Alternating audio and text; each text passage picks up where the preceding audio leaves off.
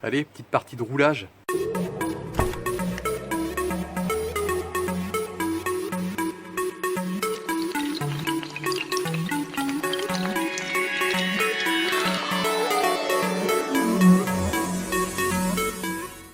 Je vais vous en faire qu'une partie, hein, ça sert à rien. Vous allez me dire, mais pourquoi tu es sur ta terrasse, Manu? Bah tout simplement parce qu'il fait beau. Non, je déconne, parce que vous voyez ici, il y a un petit bonhomme avec les petites papates qui bougent par moment là. Bah, c'est Marius, et si je suis là-bas, bon, on a des babyphones, mais je les trouve pas terribles. Donc je préfère être là, je suis bien en même temps. Donc à la base je voulais rouler sur base Mix Pigeon là, que vous commencez à connaître. Si vous ne connaissez pas, vous découvrez la chaîne, vous remontez dans la playlist et vous allez voir Mix Pigeon. Donc c'est ici j'ai noté, j'ai mixé et tamisé 2 kg 730 très exactement.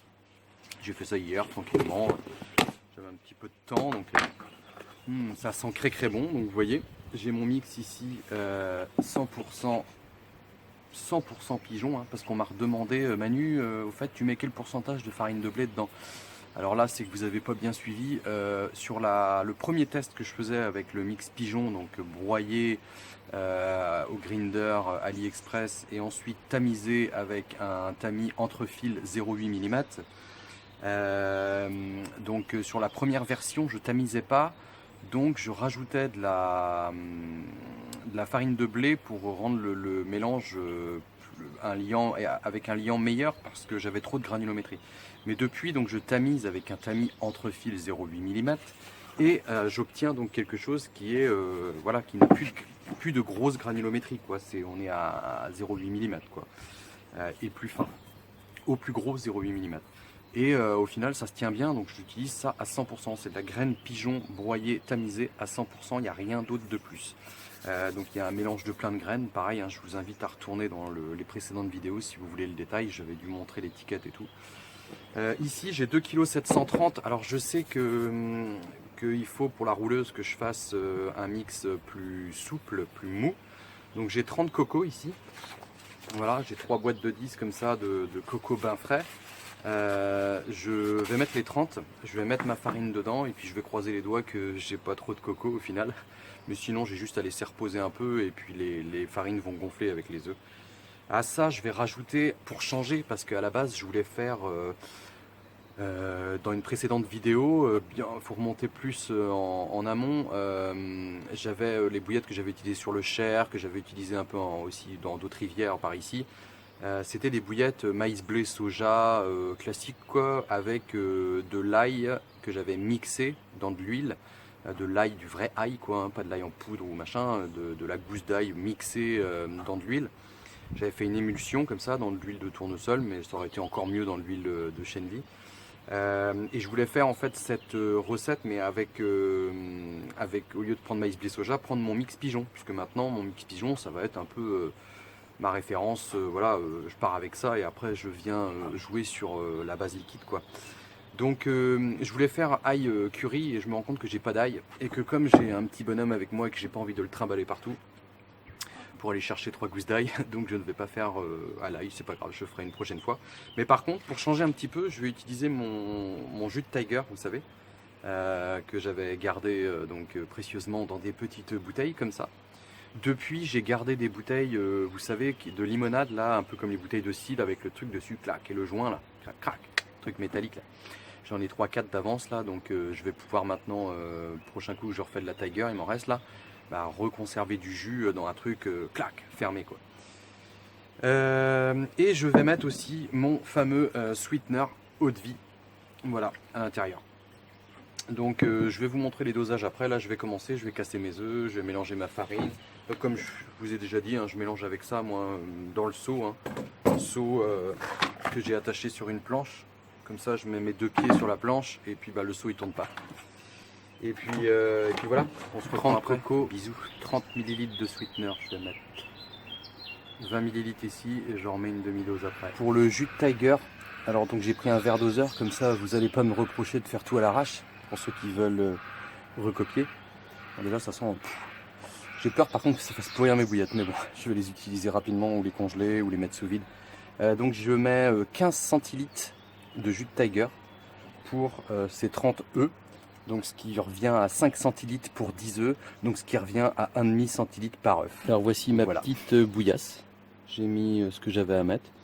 Je vais peut-être rajouter un petit peu de sel, tiens. Allez, un petit peu de sel, du sel fin. Je vais mettre une cuillère à soupe rase.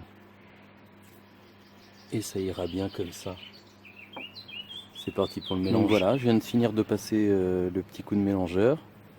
Donc on a une belle petite couleur rosée un peu. Une petite mousse qui montre que ça a bien émulsionné tout ça, ça a bien mélangé. Et puis j'ai plus qu'à venir maintenant adjoindre ma farine, mon mix pigeon à l'intérieur, tranquillement. Faut pas y aller trop vite pour cette étape parce qu'il faut bien casser les grumeaux. Et puis il faut pas en mettre trop non plus quoi. Si jamais vous en mettez trop, après votre pâte est dure et puis c'est le début de la galère quoi. Donc en fait il faut y aller vraiment tranquillement et puis qui va doucement va longtemps. Et puis après une fois que vous avez la bonne texture, souple et tout comme il faut, et ben go quoi. Allez, bon, voilà, quelques minutes viennent de s'écouler. J'ai tout mélangé donc avec mon mélangeur à peinture. Et ma petite visseuse Parkside Made in Lidl qui fait très bien le job. Donc là la pâte j'ai tout mis, hein. J'ai tout mis ma farine au final. Donc le dosage il est pas trop mal pour les 30 œufs là. Et là pour le moment elle est un petit peu trop collante. Mais je vais la laisser comme ça un petit peu, c'est pas plus mal en même temps, ça la fait se reposer. Et ça va me permettre d'aller chercher tout le nécessaire pour rouler.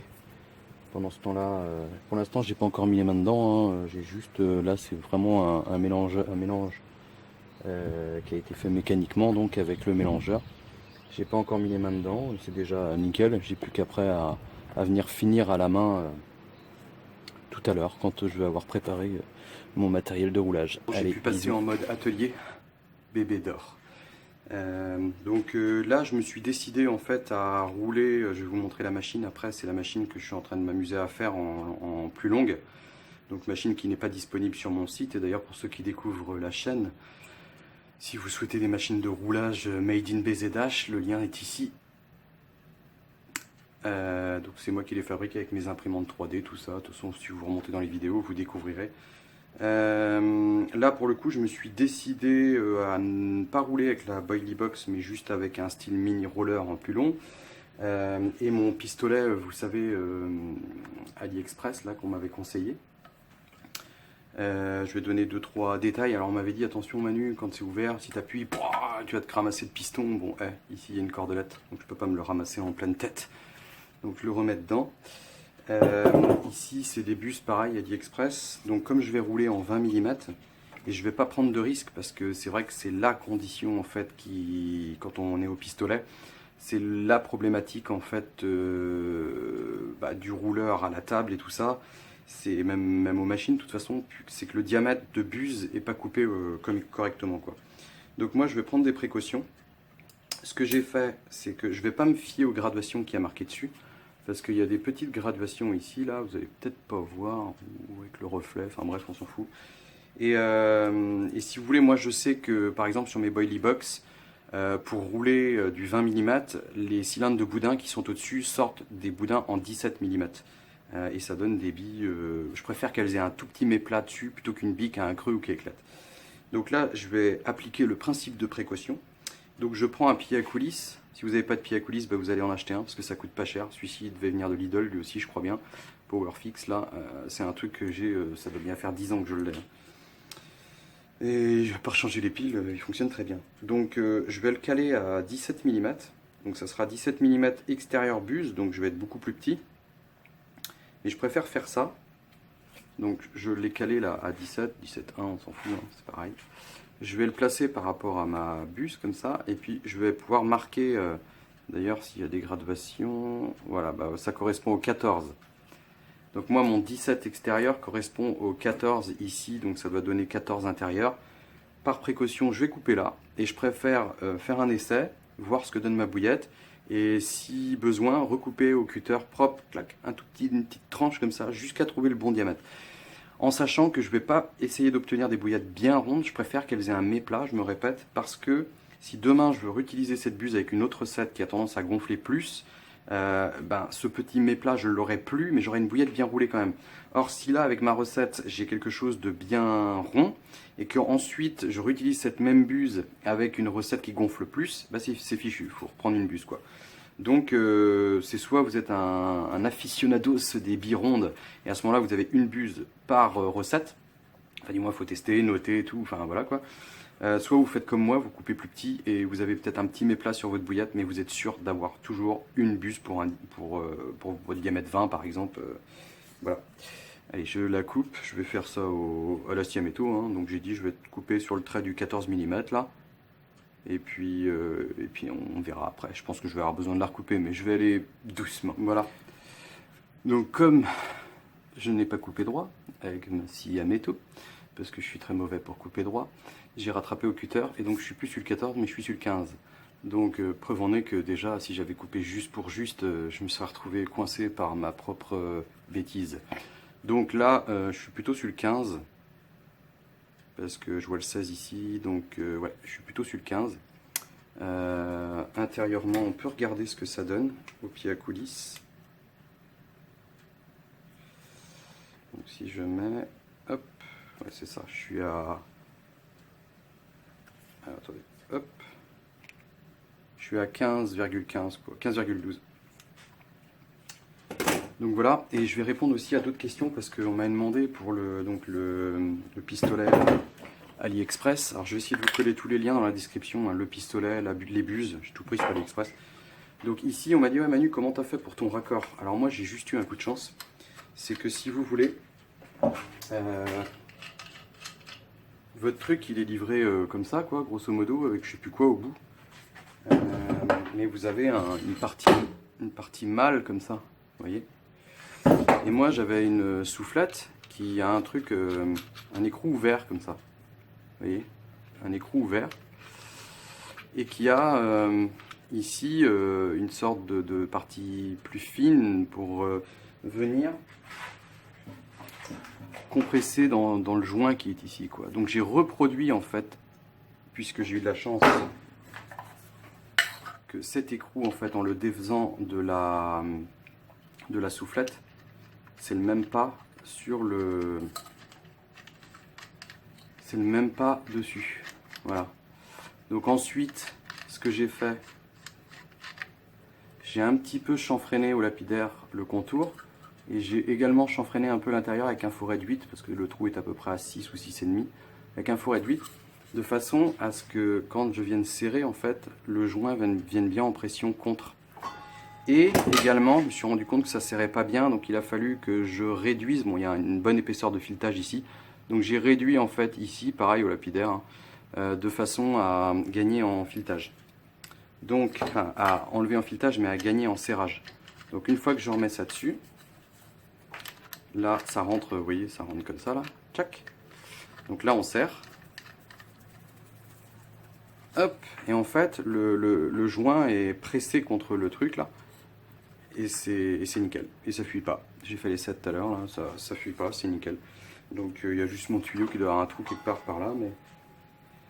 Donc pour éviter de réveiller Marius, j'ai chargé mon compresseur à 7 bars, qui est là-bas dans le coin, je l'ai chargé à 7 bars et j'ai réglé la sortie à 4 bars. Je n'ai pas mis 7 bars de sortie et je l'ai débranché. Comme ça, si je manque de pression, je sors Marius, je le mets au loin, je recharge mon compresseur, mais je ne vais pas tenter de démarrer le compresseur quand Marius est à côté, quoi. Donc voilà, allez, je vais malaxer ma pâte et commencer à faire mes boudins. J'ai fini de travailler ma pâte, j'ai fait mes gros boudins. J'ai été obligé de mettre un petit peu de farine de blé parce que en fait j'ai été trop généreux sur les œufs, mais c'est pas grave, ça c'est bien rattrapé. Et là, je pense qu'ils sont pas mal. Je pense qu'ils sont pas mal parce que on sent qu'ils sont à la fois mous, mais voilà. On se sent un peu avec de la baguette de pain, vous voyez. Je sais pas comment vous dire quoi. Allez, je vais faire les petits boudins maintenant. Alors je sais pas pour vous, hein, parce que moi je suis pas un habitué des pistolets. Il y a toujours de l'air un petit peu qui sort. Et donc là, je viens de faire marcher ma petite cervelle. Je me suis dit, Manu, comment tu vas faire pour qu'il y ait moins d'air? Alors je voyais souvent les gars mettre le truc dessus puis appuyer comme ça. Mais je me dis, si la buse elle est bouchée, l'air de toute façon. Donc, là déjà je le fais bien aller dedans. Il faut faire en sorte qu'il soit pas collant non plus s'il colle sur les bords. Et finalement je me dis, je le laisse ouvert comme ça. Je mets ma main vers le haut pour que ça sorte quoi. Et normalement, l'air a plus tendance à filer sur les bords et à sortir plus facilement quoi. Après, c'est une idée que je me fais, mais je vous partage ça au cas où. On va voir. Mais bon, il y a quand même toujours de l'air, je pense, qui sort. Là, ici, je me suis fait 2 traits sur ma planche. J'en ai un, c'est l'alignement par rapport au cylindre, et l'autre, c'est pour que je puisse couper après au bord, c'est la longueur du boudin.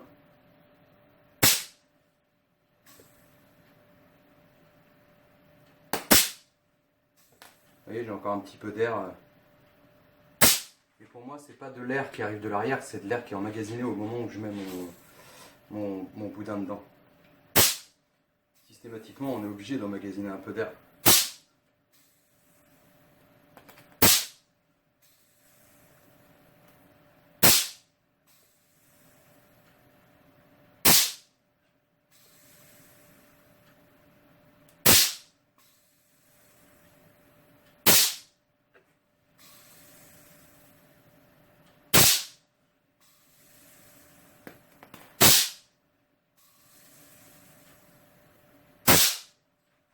Là.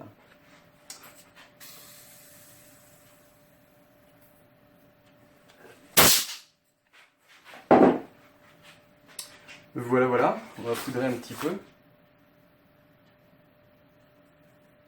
De façon à ce que ça colle pas dans la machine. Vraiment mou, enfin moi j'aime bien comme ça, il passe nickel. Et bien poudré comme ça, ils sont moins collants et tout. Mais il reste quand même mou pour que la machine, elle ait pas de mal à les travailler quoi. Maintenant, il y a un inconvénient quand même, c'est au pistolet, je trouve qu'en fait, si on n'a pas un autocut, vous savez, l'autocut, c'est le truc automatique, le truc ça sort, paf, c'est adapté à la vitesse. Avec le pistolet, on a tendance, si on retient un peu, à écraser le boudin et à lui donner encore du volume. Vous voyez ce que je veux dire? Et si on va plus vite, on a tendance à étirer le boudin. Donc l'un dans l'autre, c'est pour ça qu'il faut une fois de plus se mettre de la marge au niveau de la buse, quoi.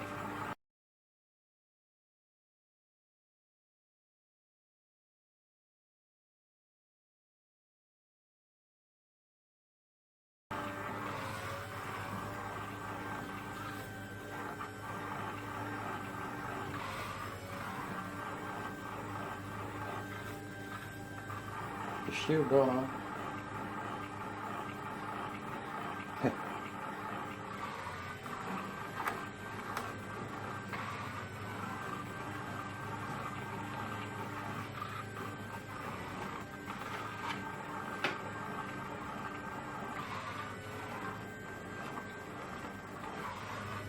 Ah, c'est pas grave.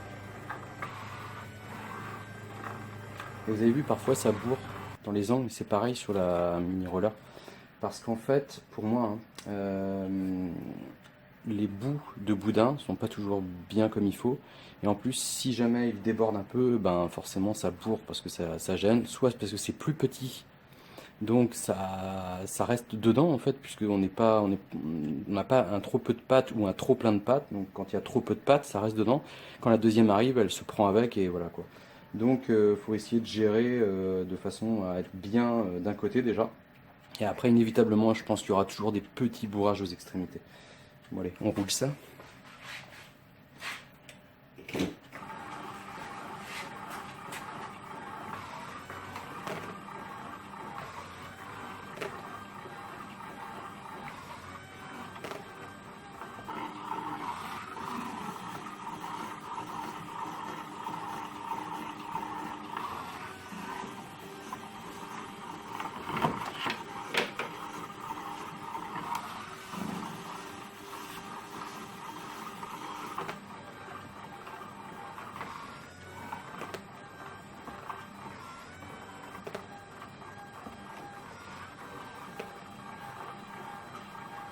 Ouais, j'étais prêt à dire que là il n'y avait pas de bourrage. Et en fait pareil, un trop peu de pâte, bah, il est resté. Donc je l'ai vu, heureusement je l'enlève avant parce que sinon, deuxième morceau qui arrive, c'est cuit quoi.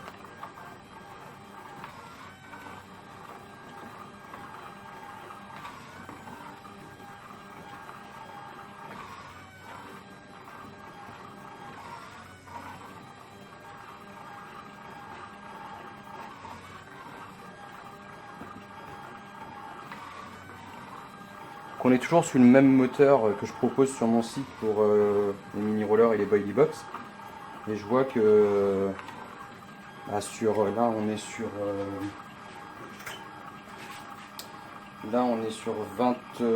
27 cm et demi de cylindre avec une surface réelle de roulage à allez, on va dire 25 et demi. Bah il a pas l'air de peiner une miette hein. Come on. Bah, voilà une petite tripotée de bouillettes de roulé. Alors c'était pour vous montrer un petit peu la machine sur laquelle je travaille de temps en temps, une plus longue, que j'imprime en plusieurs parties parce que sinon c'est très très long à imprimer et je crains en fait, on est de l'ordre de, par rapport à mes machines et tout, de un truc comme 2 jours d'impression pour une pièce quoi. Ça commence à faire beaucoup. Donc si ça coupe, coupure de courant entre les deux, je sais pas, une machine qui merdouille, là tu pleures hein, au bout de 24 heures. Donc je suis en train de travailler là-dessus. Bon, apparemment le moteur il souffre pas, loin de là. Et bon, à continuer, à persévérer. Du coup, bah, j'ai fait mes petites bouillettes. Je vous avouerai que la pâte, je l'ai faite un peu molle quand même. Bon, c'est pas grave. Sinon, que dire? Eh ben, j'ai quand même pas mal de bouillettes là, j'ai pas pesé, mais je dois bien avoir un bon 3,5 kg, 4 kg, peut-être pas 4 kg, mais 3,5 kg, peut-être ben. Donc il y a bébé qui se réveille derrière là, donc je vais aller m'occuper de lui un petit peu là. Je vais laisser reposer les bouillettes comme ça parce qu'on disait ouais avec les œufs par rapport à l'époque où on parlait des œufs en poudre là. Comment avec les œufs en poudre on peut laisser reposer la pâte tandis qu'avec les œufs frais on peut pas laisser reposer la pâte. Bah je dirais faut le prendre le problème dans le bon sens, c'est-à-dire vous fabriquez vos bouillettes et ensuite vous laissez reposer la pâte. Là, je vais la laisser reposer, je vais laisser reposer 1 heure ou deux, et puis après, je vais les cuire. J'aurai pas, elles vont durcir et tout, mais j'aurai pas de problème en fait après pour rouler. La pâte, elle est déjà roulée. Voilà, bon allez, il y a Marius qui m'appelle. Je vous dis bonne pêche.